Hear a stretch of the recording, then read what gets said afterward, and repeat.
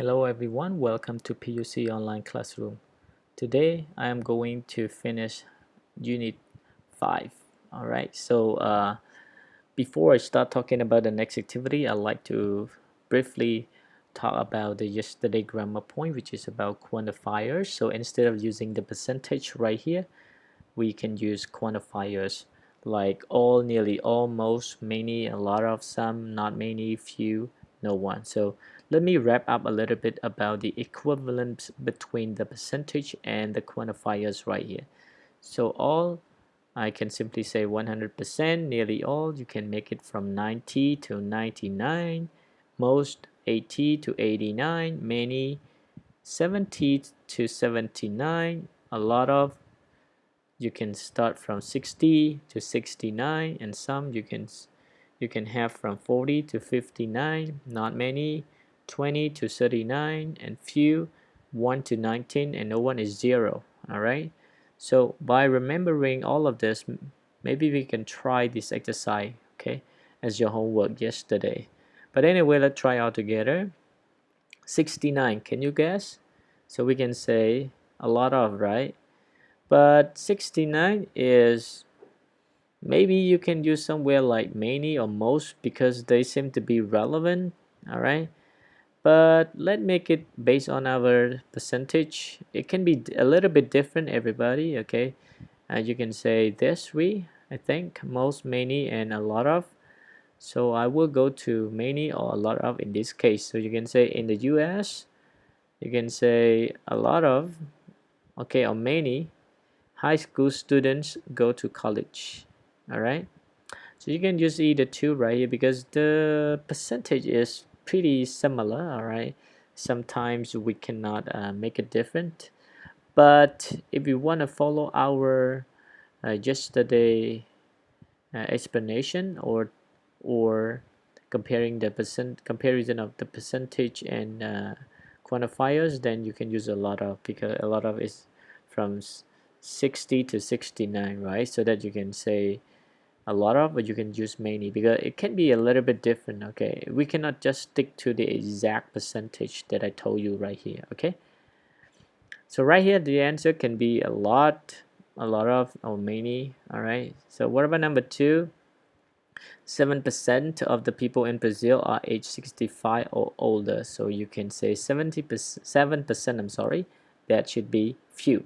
So you can say few people, all right, in Brazil are age 65 or older. Okay. In India, 0 of the people vote before the age of 18. So 0 means no one. So you have to replace no one with 0% of the people. So no one votes. So when you talk about no one, everybody, is third person singular, just like he or she. Okay, so that you have to add s right here. So no one votes before the age of 18. Okay, 40%, maybe some, right? Yeah, you can say some. Some people in Sweden live alone, so they don't want to get married. Okay, again, some people in Sweden live alone. All right, because 40%. So according to the explanation, some means 40%. All right, but you can say not many or a lot of, because these three are related, because it can be a little bit different. Okay, but if you stick to our explanation, 40%, you can go to some. All right, last one, in Canada, 22% of the people speak French at home. Okay, so 20%, we might go with not many, right? Because not many from 20 to 39, then you can say in Canada, not many people speak French at home. Hope you get the answers right here. Okay, so once again, number one, in the US, you can say a lot of or many high school students go to college. Number two, 7%, you can say few people in Brazil are age 65 or older. In India, no one votes before the age of 18.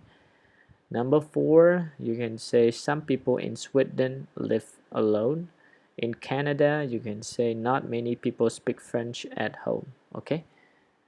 Alright, so that's it for this. Let's go to next, which is about writing. I'm not going to ask you to write, don't worry, but I just want to explain you what it is and email to an online friend. So have you ever written anything to your friends online, or especially using email?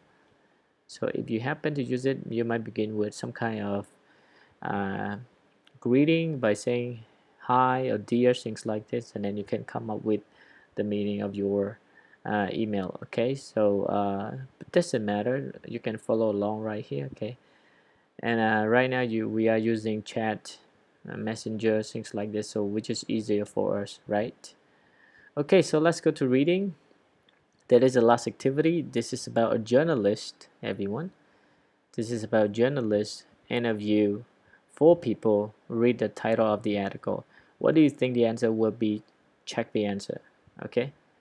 Um, so we have yes, most family do. No, most families don't. And some family do, some families don't. Okay, what is all about this text? So let's take a look at this a little bit all together. Do families spend a lot of time together? So what about your family? Think about that. So let's take a look, read a little bit. Okay.